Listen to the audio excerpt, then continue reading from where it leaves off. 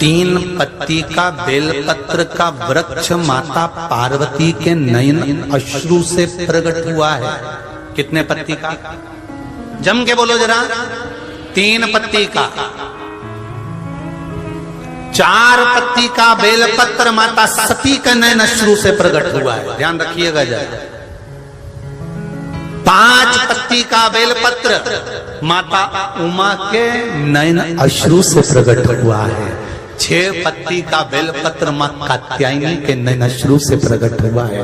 बेलपत्री के वृक्ष में 5 पत्ती, 4 पत्ती, 6 पत्ती, 7 पत्ती, 11 पत्ती, 8 पत्ती का कोई बेलपत्र यदि आपको मिलता है तो आप भाग्यशाली हैं कि 3 पत्ती के पेड़ में 5 पत्ती का बेलपत्र मिलना कठिन है। कहीं कहीं ऐसे पेड़ होते हैं जिसमें 6 पत्ती लगती है, कहीं कहीं में 7 लगती है, किसी में 8 लगती है, पर मूल वो है कि 3 पत्ती के बेलपत्र में 5 पत्ती मिलना चाहिए।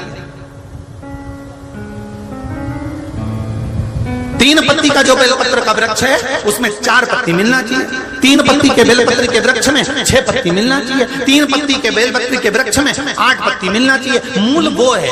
कई लोग कहते हैं 6 पत्ती का बेलपत्र का वृक्ष हमने लगा लिया, उसमें 6 पत्ती लगती है, वो बात अलग है। पर 3 पत्ती के बेलपत्र के वृक्ष में जब 4 पत्ती मिले, 5 पत्ती मिले, 6 पत्ती मिले, मतलब 3 पत्ती का जो बेलपत्र का वृक्ष है वो माता पार्वती जी के अश्रु का है। पार्वती जी के ही उस पौधे में जब उमा, सती, कात्यायनी इनका पत्ता प्राप्त होता है तब वो जीवन को सुख प्रदान कर देता है। उस पत्ते की जरूरत पर शास्त्र की रीति कहती है 3 पत्ती के पौधे में जब 4 पत्ती, 5 पत्ती, 6 पत्ती, 7 पत्ती जब मिलती है तो वो पुण्य फलदायी है।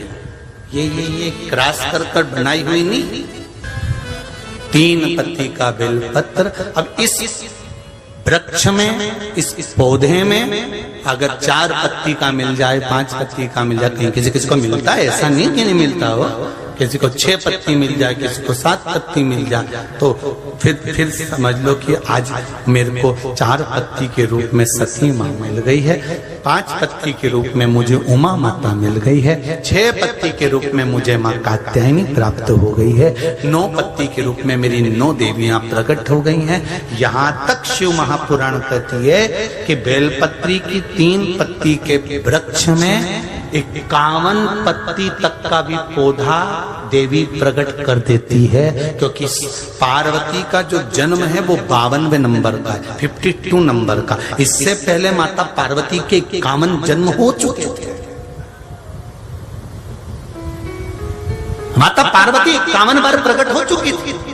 शिव जी के गले में जो मुंडों की माला है वो 51 मुंडक की माला।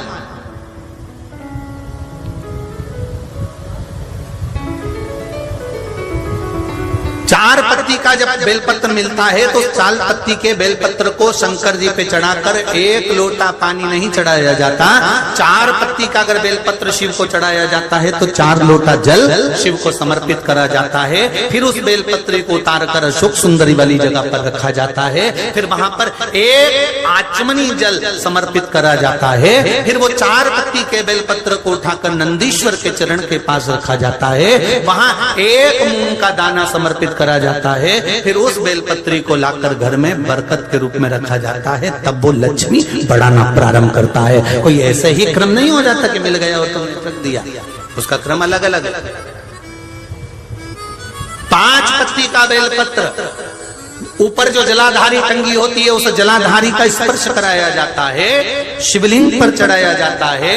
मात्र 1 लोटा जल 5 पत्ती के बेलपत्र पर चढ़ता है और 5 पत्ती का बेलपत्र दरवाजे पर खड़े होकर भगवान शंकर के गण भृंगी का स्मरण कर कर, श्रृंगी का स्मरण कर कर उसको लाकर बरकत में रखा जाता है। 5 पत्ती। 6 पत्ती का बेलपत्र मिलता है तो उसको नंदी पर पहले समर्पित कर कर फिर शिव के द्वार पर शंकर भगवान पर समर्पित किया जाता है। फिर 1 लोटा जल समर्पित कर कर 1 चावल का दाना चढ़ाकर उस बेलपत्री को लाया जाता है, बरकत स्थान पर रखा जाता है। 7 पत्ती का बेलपत्र बेलपत्र मिलता है, उसका नियम अलग। 7 पत्ती के बेलपत्र को बेलपत्र के वृक्ष के नीचे ही शिवलिंग का निर्माण कर कर पूजन किया जाता है और वहां पूजन कर कर 7 पत्ती के बेलपत्र को शिव को चढ़ाकर फिर अपने घर में रखा जाता है। 8 पत्ती का बेलपत्र यदि प्राप्त होता है तो उसको पहले जो जलाधारी का भाग है, नीचे तटी भाग है जहां शिवलिंग रखा हुआ है, माता जी के उस भाग पर रखा जाता है। उसके बाद में शिव को चढ़ाया जाता है। 1 लोटा जल चढ़ाकर मात्र चंदन लगाकर उसको लाया जाता है।